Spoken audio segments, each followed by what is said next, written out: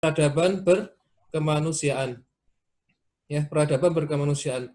Kenapa ini? Karena menjadi salah satu concern saya yang menjadi permasalahan bangsa kita, karena banyak orang yang tidak mau bergerak dalam kebaikan, akhirnya ada hubungannya, ada efeknya terhadap peradaban di bumi kita Indonesia.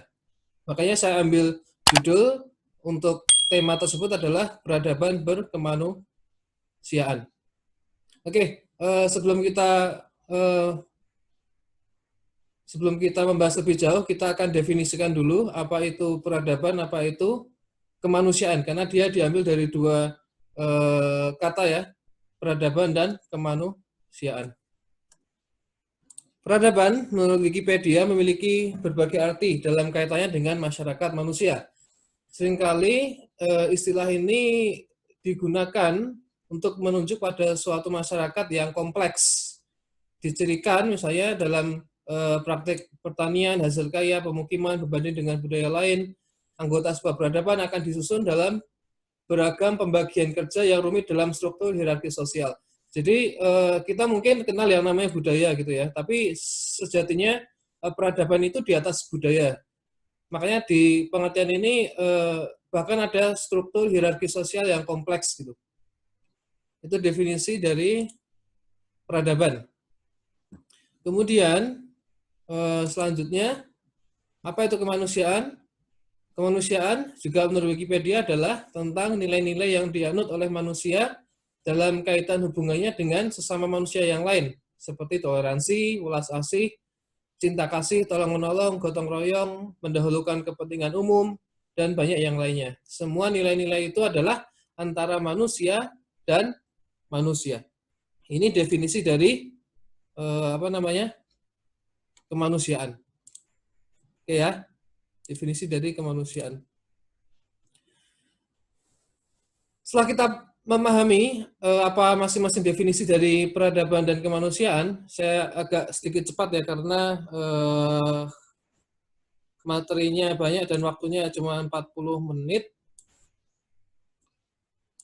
Ya.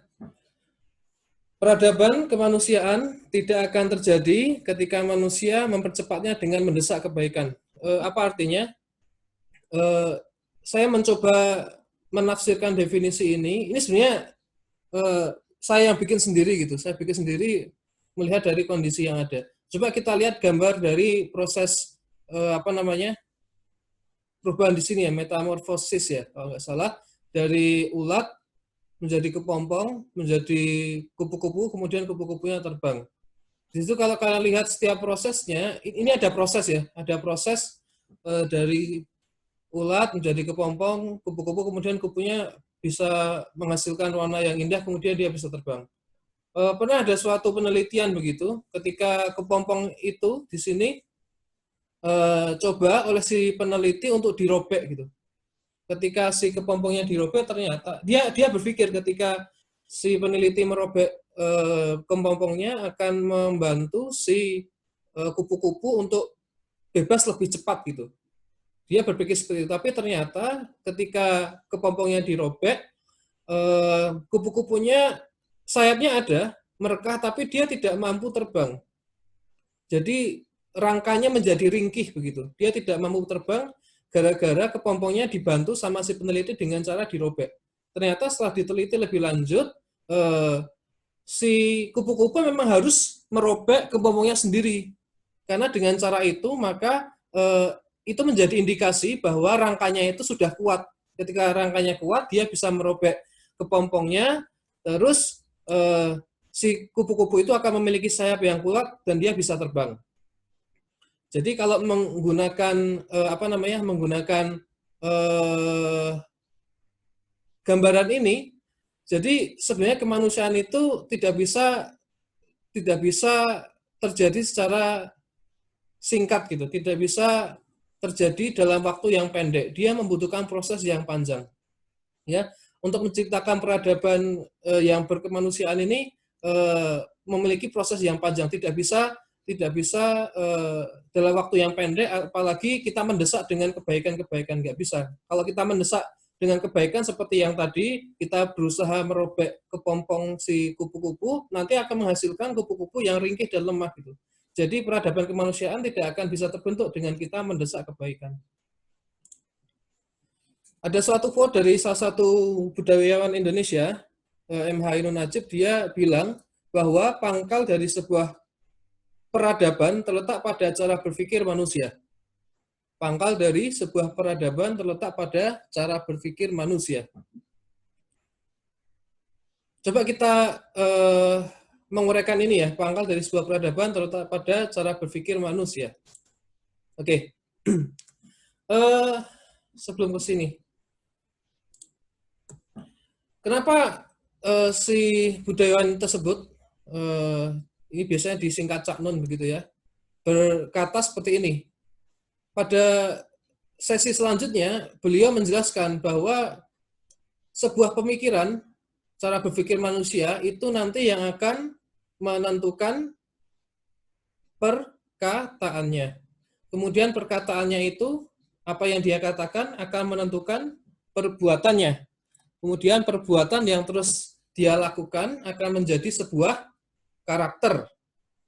Oke, karakter, jika manusia sudah memiliki karakter, maka karakter itu ketika dia hidup di dalam masyarakat akan menjadi unsur sebuah kebudayaan dan bersama yang lain akan membuat sebagai kebudayaan.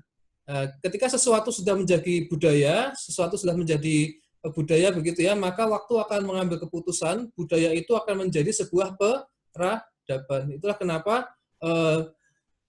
si tokoh tersebut mengatakan bahwa pangkal dari sebuah peradaban adalah cara berpikir atau pikiran. Kemudian pertanyaannya adalah Indonesia itu sekarang dalam peradabannya seperti apa? Kan gitu. Kita bisa tanya, Indonesia itu berada dalam peradaban yang seperti apa? Di sini saya sediakan tabel. Saya sediakan tabel, bentar ya. Saya sediakan tabel di sini yang sebenarnya tabel ini bisa diisi. Tadi saya cantumkan di judul masing-masing kolomnya. Di sini ada kejadian, ini ada step-stepnya ya, pikiran, perkataan, perbuatan, karakter, kebudayaan, peradaban. Di kolom kejadian ini kita bisa isikan dengan fenomena yang terjadi di Indonesia. Contoh, saya kasih contoh misalnya korupsi. Nah, contoh nih. Oke. Nanti dia ada di mana kita kasih centang, ya. Contoh kejadian yang mau kita analisis adalah korupsi. Kejadiannya korupsi. Kita coba analisis. Korupsi itu di Indonesia itu letaknya di mana? Kira-kira di dalam kolom ini. Apakah korupsi di Indonesia itu cuma dalam pikiran orang-orangnya? Maksudnya orang-orang di situ cuman berpikir tentang korupsi. Korupsi itu kan apa ya? Pencuri, maling gitu ya. Cuman bahasanya lebih keren sekarang korupsi ya. Ini sama aja kayak maling gitu. Apakah itu cuma sekedar di pikiran orang? Apakah korupsi cuma menjadi obrolan, perkataan? Oh, saya mau korupsi. Apakah sudah ada perbuatan? Oke, apakah korupsi sudah ada perbuatan di Indonesia? Atau bahkan korupsi di Indonesia itu bukan cuma perbuatan, tapi memang sudah di karakter orangnya gitu. Jadi orang itu mau ditempatkan di mana, dia bakal korupsi. Atau yang lebih parah lagi, korupsi sudah menjadi budaya di Indonesia. Jadi kalau nggak korupsi itu bukan Indonesia gitu. Oke, ini step by step. Atau bahkan yang paling parah, korupsi sudah menjadi peradaban di Indonesia.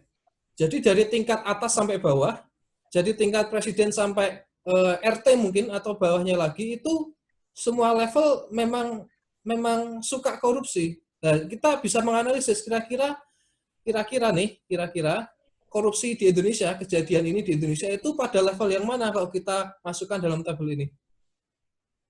Kira-kira di mana kalau menurut kalian? Pikiran, Apakah perkataan, perbuatan. Gimana?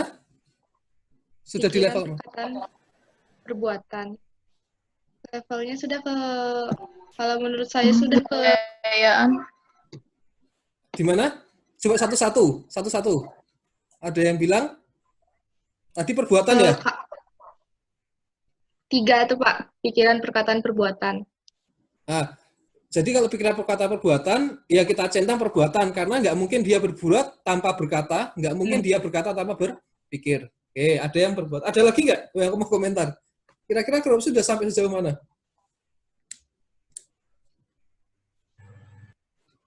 Ada lagi yang komentar? Satu orang lagi.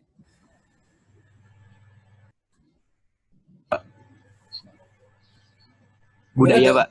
Budaya, wah, oke.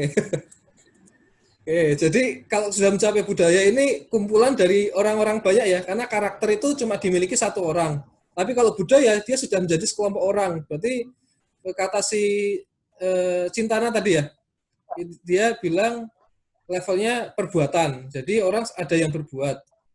Kalau si Daud yang dia lebih parah, kata dia korupsi di Indonesia itu levelnya sudah budaya. Jadi bahkan ini sekelompok orang yang memiliki karakter korupsi gitu.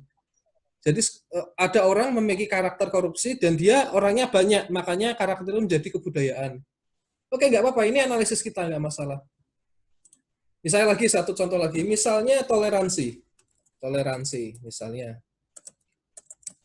Oke, toleransi di Indonesia itu cuma sekedar pikiran, ide doang, gagasan saja, atau sudah ada orang yang berbicara tentang toleransi, atau sudah ada orang yang berbuat tentang toleransi, atau adakah orang yang memang toleransi itu menjadi karakter di hidupnya? Ataukah Indonesia itu memiliki kebudayaan yang saling toleransi? Artinya banyak orang yang saling memiliki karakter toleransi. Atau sudah menjadi peradaban toleransi. Artinya negara kita memang peradabannya toleransi. Jadi tidak mengkhawatirkan jika ada perbedaan suku, agama, ras, bahasa, dan sebagainya. Kira-kira menurut kalian, letak toleransi ini ada di level yang mana di bangsa kita? Coba yang lain, berarti Cintanya sudah. Gimana? Ada yang mau komentar? Gloria, coba. Peradaban. Peradaban? Serius? Wah. Kalau Indonesia berada di peradaban toleransi, ini luar biasa. Luar biasa. Oke. Ada satu lagi. Yang belum bicara siapa? Kebudayaan. Oke, kebudayaan. Sip.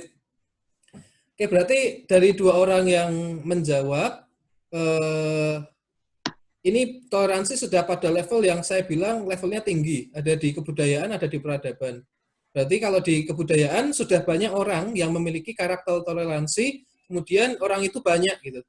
Kalau peradaban, wah ini luar biasa. Berarti kebudayaan ini sudah berlangsung dengan waktu yang sangat lama, sehingga Indonesia terkenal dengan peradaban yang menjunjung tinggi toleransi. Oke, ini bisa kalian, kalau ingin kalian pakai untuk menganalisis, banyak kejadian di negara kita yang bisa kalian input di sini, dan nanti kalian leveling sendiri, kira-kira dia berada di level yang mana. Gitu ya.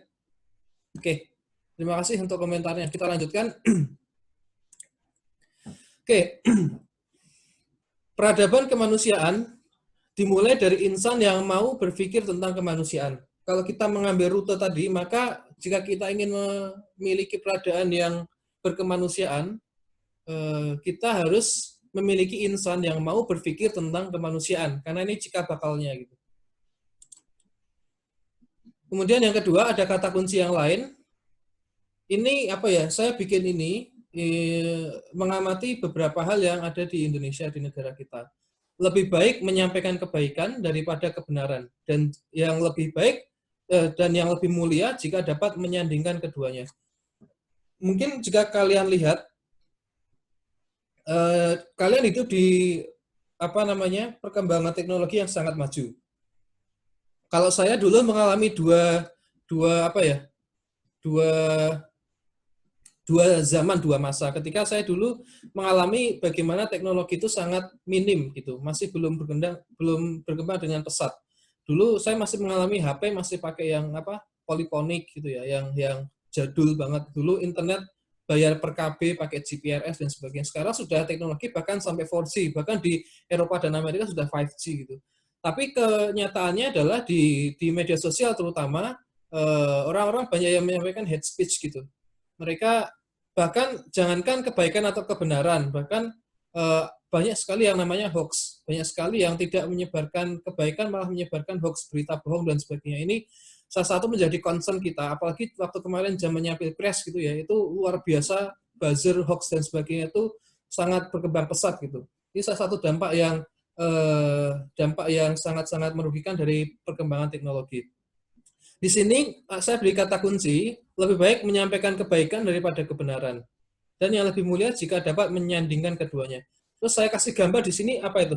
Gambar orang yang difabel ya, mohon maaf difabel begitu. Kenapa kok saya kasih gambar orang yang difabel di sini? Kalau misalnya kalian bertemu orang difabel misalnya, tidak bisa jalan misalnya, harus menggunakan kursi roda. Kalau saya bilang, misalnya saya panggil, hey, difabel, sini dong. Itu kira-kira benar enggak saya manggil kayak gitu? Hey, difabel, sini dong. Betul enggak? Itu adalah sebuah kebenaran. Kenapa? Karena orangnya difabel, saya panggil difabel. Itu benar enggak? Benar. Tapi apakah baik? Enggak, itu enggak baik. Jadi kadang-kadang kebenaran itu tidak harus kita sampaikan gitu. Kebenaran kadang-kadang lebih baik kita simpan, yang kita sampaikan kebaikan. Kan akan lebih mulia jika kita bilang, hei teman atau hei saudara atau hei bapak. Nah, itu kan kita memanggil itu walaupun kita tahu kondisinya dalam kondisi difabel seperti ini, tapi kita tidak menyampaikan kebenarannya, yang kita sampaikan kebaikan. Tapi akan lebih mulia jika kita bisa menyampaikan kebenaran dan kebaikan itu dengan cara menyandingkan keduanya. Walaupun ini kadang-kadang sulit itu. Sulit kita menyampaikan kebenaran yang sekaligus kebenaran itu baik. Walaupun sulit, tapi kita berusaha untuk mencapai ini ya. Tapi paling tidak minimal kita di sini. Minimal kita menyampaikan hal yang baik, menyampaikan kebaikan daripada menyampaikan kebenaran. Gitu.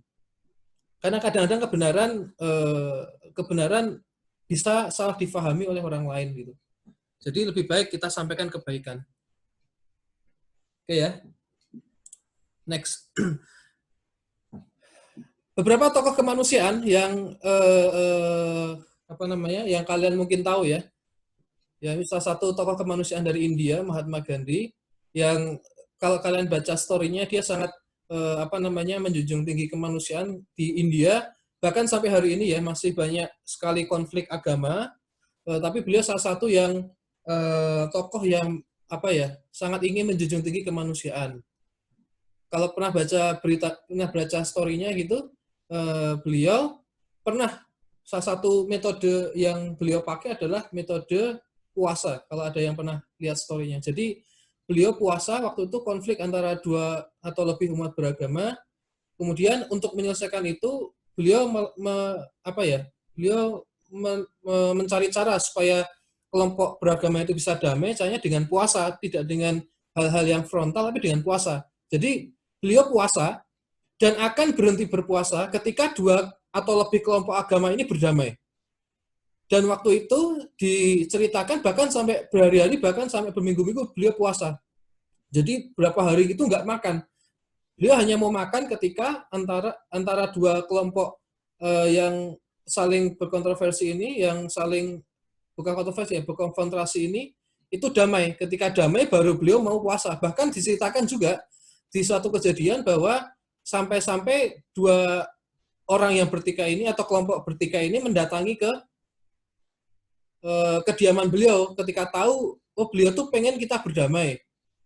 Terus supaya dengan cara puasa gitu, terus kelompok beragama ini datang ke kediaman beliau, di depan beliau mereka berdamai, akhirnya berdamai gara-gara tidak mau si Mahatma Gandhi ini mati karena kelaparan atau karena berpuasa. Akhirnya mereka berdamai. Jadi salah satu metode yang beliau pakai untuk mendamaikan dua kelompok yang sedang konflik agama itu dengan cara puasa.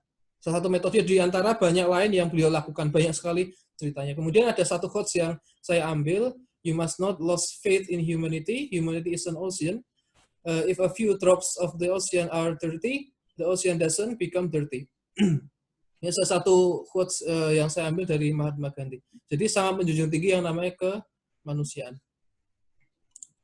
Di Indonesia kita juga punya tokoh kemanusiaan. Sebenarnya ada banyak. Ini saya ambil salah satunya, yaitu presiden keempat kita, yaitu Gus Dur ya. Gus Dur, kita tahu kalau kalian baca sejarahnya, mungkin kalian belajar di sekolah bagaimana dulu Gus Dur sangat menjunjung tinggi yang namanya kemanusiaan, yang namanya dulu etnis Tionghoa ya, terutama itu yang paling ditindas pada saat itu di Indonesia. Jadi waktu kerusuhan 98, penjarahan di toko-toko, penjarahan di warung-warung, salah satunya milik orang Tionghoa itu dijarah luar biasa. Kemudian ada tekanan pada etnis Tionghoa tertentu. Kemudian beliau muncul dengan menjunjung tinggi kemanusiaan. Salah satu quotes-nya yang bisa saya ambil, memuliakan manusia berarti memuliakan penciptanya. Merendahkan dan menistakan manusia berarti merendahkan dan menistakan penciptanya. Karena menurut pemahaman saya memang kita semua itu diciptakan oleh Tuhan, yang artinya kalau kita merendahkan apa yang diciptakan Tuhan, maka kita juga merendahkan Tuhan itu sendiri. Ya, ada lagi sebenarnya yang juga yang sangat ternama, kalau kalian tahu namanya Munir, tahu ya? Itu salah satu apa namanya pejuang kemanusiaan lewat hukum beliau, dan sampai hari ini tidak diketahui, beliau kan diracun ya, meninggal, kemudian sampai hari ini tidak diketahui siapa yang meracun dan sebagainya, belum pernah diungkap siapa yang meracunnya si Munir ini. Ada banyak sekali tokoh yang memperjuangkan tentang kemanusiaan. Lanjutkan. Next, sekarang pertanyaannya, di zaman sekarang bagaimana kita bisa menghasilkan insan-insan seperti itu? Bagaimana kita bisa apa namanya? Di zaman sekarang muncul lagi orang-orang yang berpikir tentang kemanusiaan. Walaupun saya yakin secara pribadi mungkin di lingkungan kita ada atau banyak itu ya orang-orang yang sudah memikirkan tentang kemanusiaan. Artinya dia tidak egois, dia memikirkan sesama, dia ringan tangan, bukan ringan tangan ya. Ya ringan tangan untuk membantu yang lain gitu. Dia memiliki visi untuk apa namanya menciptakan peradaban yang berkemanusiaan. Bagaimana menghasilkan insan-insan seperti itu? Jawabannya adalah, menurut pendapat saya sendiri, adalah melalui pendidikan yang berkualitas. Saya yakin ketika muncul tokoh-tokoh yang berjuang di kemanusiaan, memikirkan sesamanya, mau berbuat baik untuk sesamanya. Karena yang saya pahami ketika kita berbuat baik, itu sebenarnya saat itu juga tuh Tuhan memberikan nikmat kepada kita, yaitu nikmat untuk apa ya, nikmat yang membuat kita terdorong untuk berbuat baik. Itu sebenarnya adalah sebuah nikmat gitu, adalah sebuah rezeki gitu. Jadi ketika kita memiliki karakter yang seperti itu, menurut saya itu adalah hasil dari pendidikan yang berkualitas. Saya tidak mengambil apa ya, pembelajaran yang berkualitas ya, tapi pendidikan, karena di pendidikan itu ada dua hal, selain ilmu pengetahuan juga ada sikap atau adab atau perilaku gitu. Jadi ketika dua hal ini apa namanya mendapatkan hal yang berkualitas, nanti orang-orang yang berpikir tentang kemanusiaan, orang-orang yang berpikir untuk ingin berbuat baik, orang-orang yang ingin berkontribusi untuk masyarakat yang lain, orang-orang yang ingin tidak ingin memikirkan dirinya sendiri, itu sebenarnya bisa hadir, bisa muncul ketika dia mendapatkan pendidikan yang berkualitas.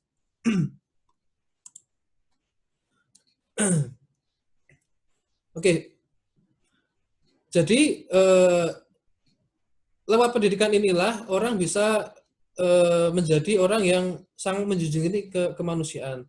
Dan apa namanya, segala bidang ya, di semua bidang itu sebenarnya bisa kita menjadi orang yang apa namanya, orang yang menjunjung tinggi kemanusiaan, orang yang bisa berbuat baik untuk sesama, itu sebenarnya semua bidang bisa.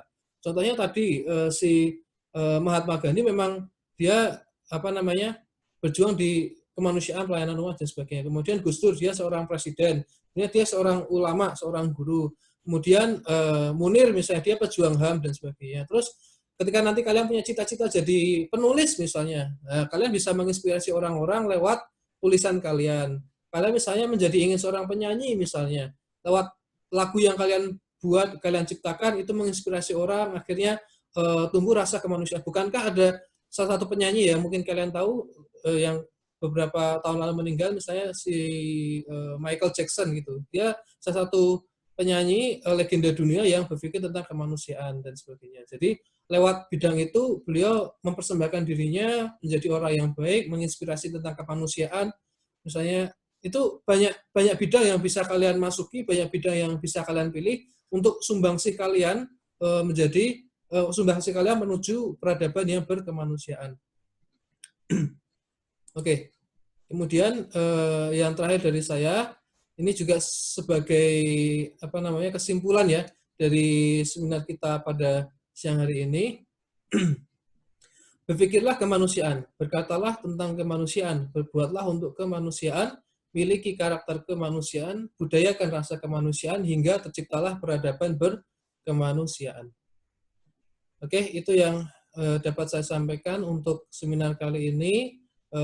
Sekali lagi, peradaban yang berkemanusiaan itu adalah cita-cita kita semuanya. Memang ini tidak mudah, lainnya dari kupu-kupu tadi itu, kita tidak boleh mendesak untuk kebaikan. Kebaikan itu harus kita sebarkan, sehingga manusia-manusia di sekitar kita itu sadar bahwa kita harus saling menyampaikan kebaikan, dan itu harus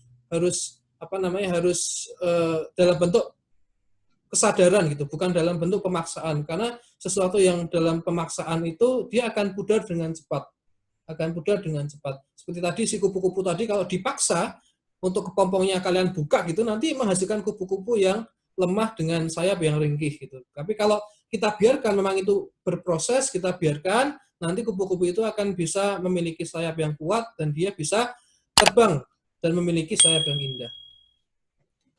Terima kasih semuanya.